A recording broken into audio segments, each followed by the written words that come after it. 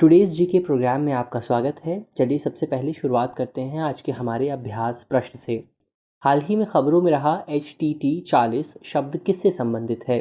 हमारे ऑप्शन हैं बौनाग्रह, option B basic trainer aircraft, option C GM गेहूँ, ऑप्शन डी नई आकाश गंगा। तो इसका सही जवाब है ऑप्शन बी। हाल ही में उप वायुसेना प्रमुख ने बेंगलुरु में Hindustan turbo trainer aircraft 40 HTT-40 basic trainer aircraft में उड़ान भरी। ये हिंदुस्तान एरोनॉटिकल लिमिटेड यानी HAL द्वारा निर्मित किया गया है।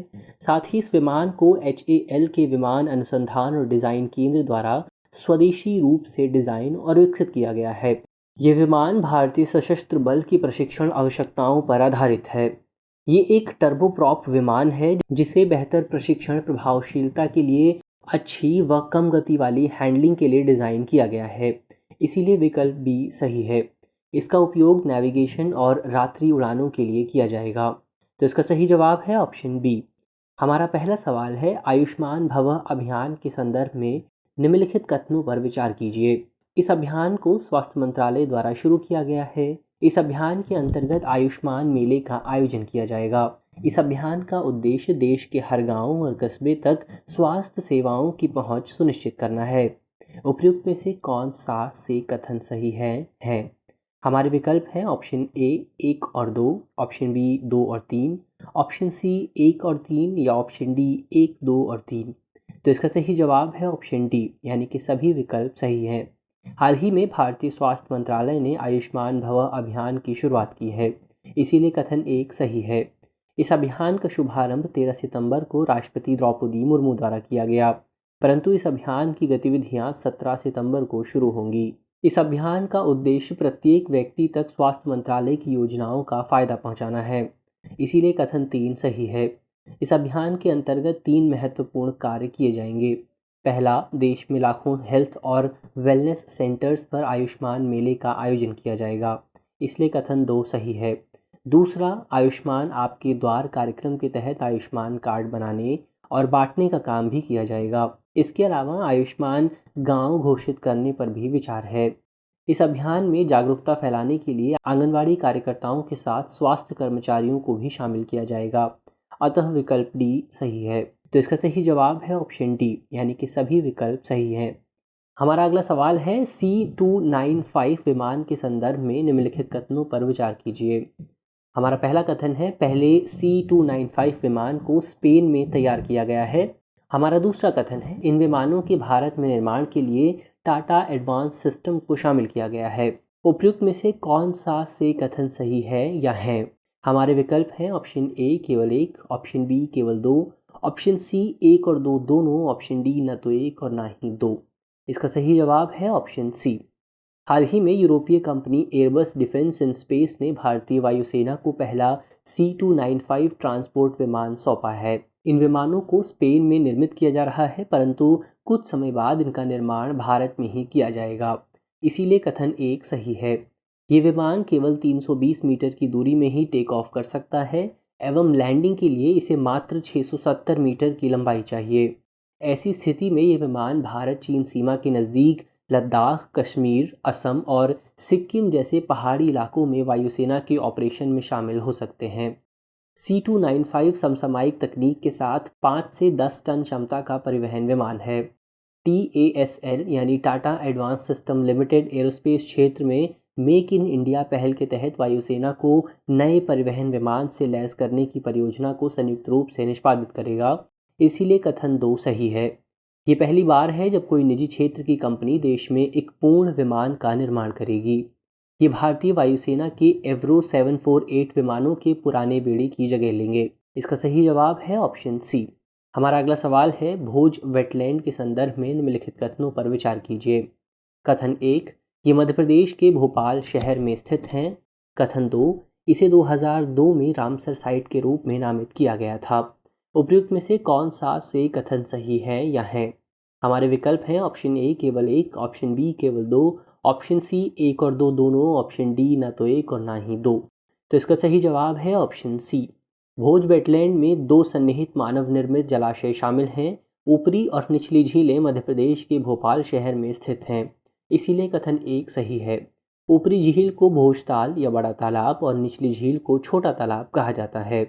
इसमें 15 से अधिक प्रकार की मछलियाँ, कछुए और उभयचर पाए जाते हैं।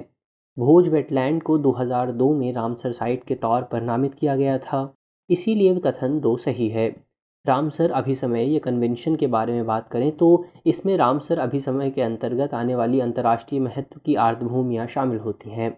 इसे वर्ष 1971 में यूनेस्को द्वारा स्थापित एक अंतर सरकारी पर्यावरण संधि आर्द्रभूमियों पर अभिसमय के रूप में भी जाना जाता है। इसका नाम ईरान के रामसर शहर के नाम पर रखा गया है, जहां ये सम्मेलन आयोजित किया गया था। इसीलिए विकल्प सी सही है। तो इसका सही जवाब है ऑप्शन सी।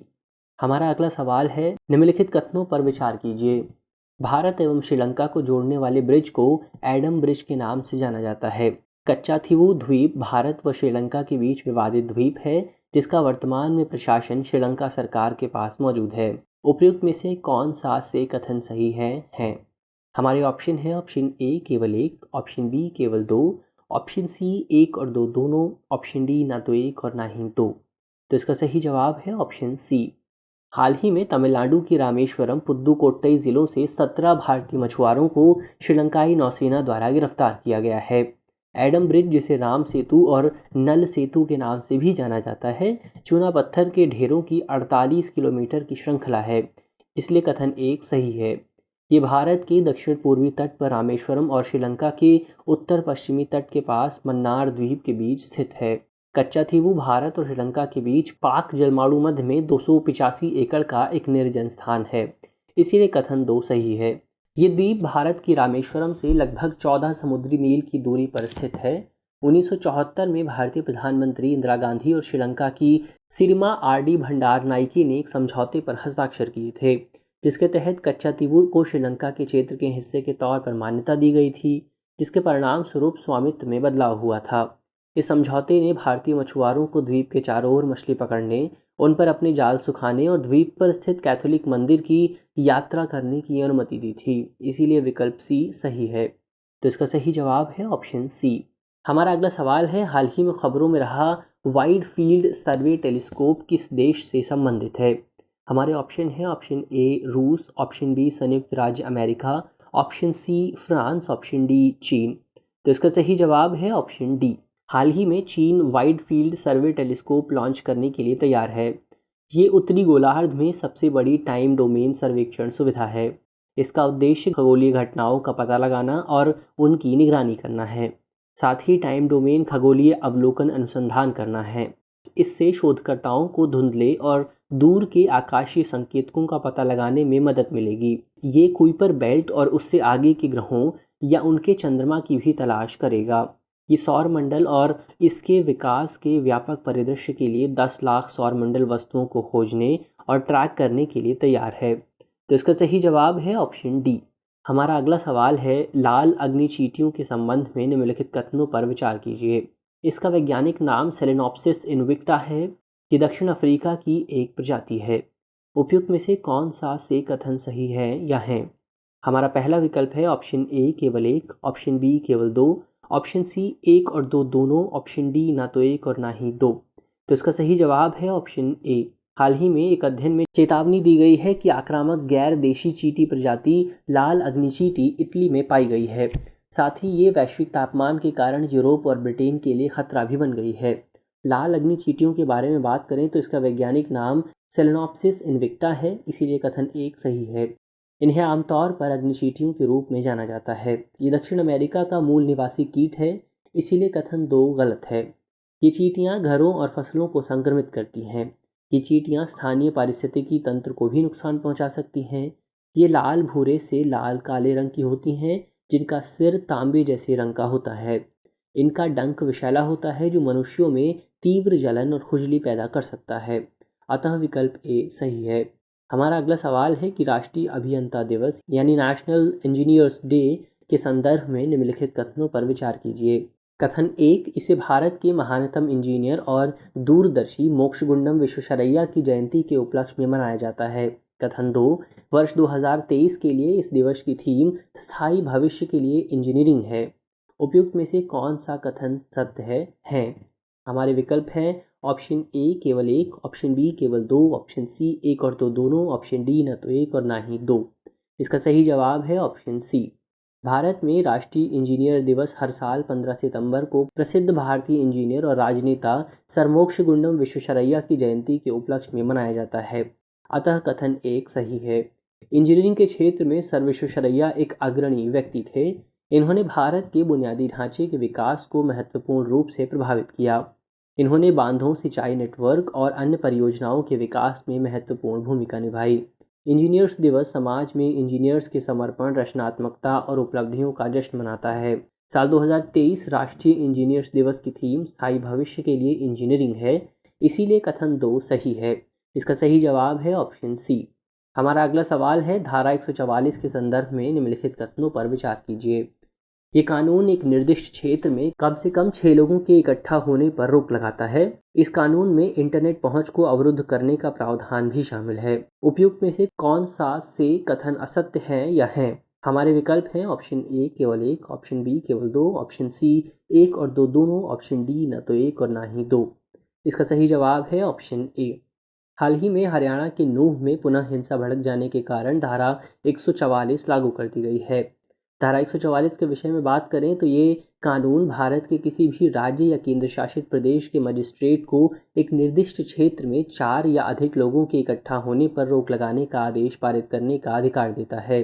अतः कथन एक गलत है। ये उपद्रव या किसी घटना के संभावित खतरे के तत्काल मामलों में किसी व्यक्ति विशेष या आम जनता के विरुद्ध लगाया जा सकता है। इसे ऐसी घटनाओं या मामलों के विरुद्ध लगाया जाता है जिसमें मानव जीवन या संपत्ति को परेशानी या क्षति पहुंचाने की क्षमता होती है।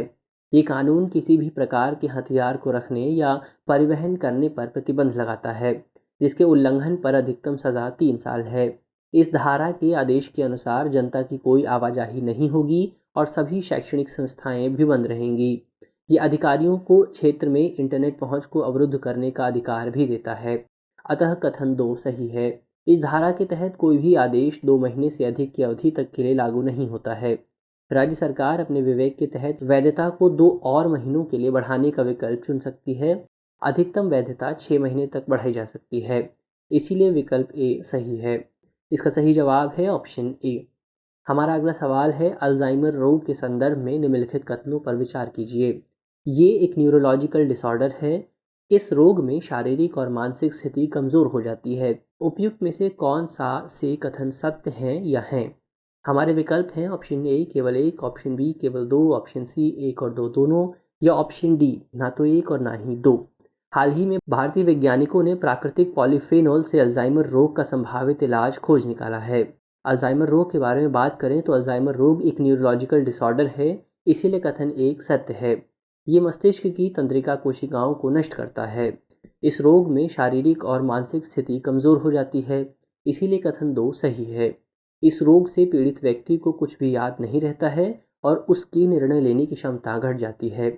अल्जाइमर एक लाइलाज बीमारी है जो मस्तिष्क की कोशिकाओं को उनकी मृत्यु के पश्चात पुनर्जीवित कर सकता है, इसीलिए विकल्प सी सही है। हमारा अगला सवाल है, भारत में राजद्रोह कानून के संदर्भ में निम्नलिखित कथनों पर विचार कीजिए। ये भारतीय दंड संहिता की धारा 124A के अंतर्गत आता है। इसका मसौदा थॉमस बबिंगटन मैकॉले द्वारा तैयार किया गया था। इस कानून के तहत आरोपी व्यक्ति भारत में सरकारी नौकरी के लिए आवेदन नहीं कर सकता। उपयुक्त में से कौन सा से कथन सत्य है या है? हमारे विकल्प हैं ऑप्शन ए केवल एक, ऑप्शन बी केवल दो, ऑप्शन सी सभी 3, ऑप्शन डी इनमें से कोई नहीं। तो इसका सही जवाब है ऑप्शन सी। हाल ही में सुप्रीम कोर्ट ने भारतीय दंड संहिता में राजद्रोह के प्रावधान यानी धारा 124A को चुनौती देने वाली याचिकाओं को संविधान पीठ के पास भेज दिया। आईपीसी की धारा 124A राजद्रोह से संबंधित है, इसीलिए कथन एक सही है। इसका मसौदा थॉमस बबिंगटन मैकॉले द्वारा तैयार किया गया था और 1870 में आईपीसी में शामिल किया गया था, इसीलिए कथन दो सही है। इस कानून के तहत आरोपी व्यक्ति सरकारी नौकरी के लिए आवेदन नहीं कर सकता, इसीलिए कथन 3 भी सत्य है। राजद्रोह कानून के तहत सरकार के प्रति घृणा, अवमानना या असंतोष पैदा करने का प्रयास करने वाले व्यक्ति को दंडित किया जा सकता है। ये एक गैर जमानती अपराध है, इसीलिए विकल्प सी सही है। तो इसका सही जवाब है ऑप्शन सी। चलिए अब अंत में अपने अभ्यास प्रश्न की बात करते हैं।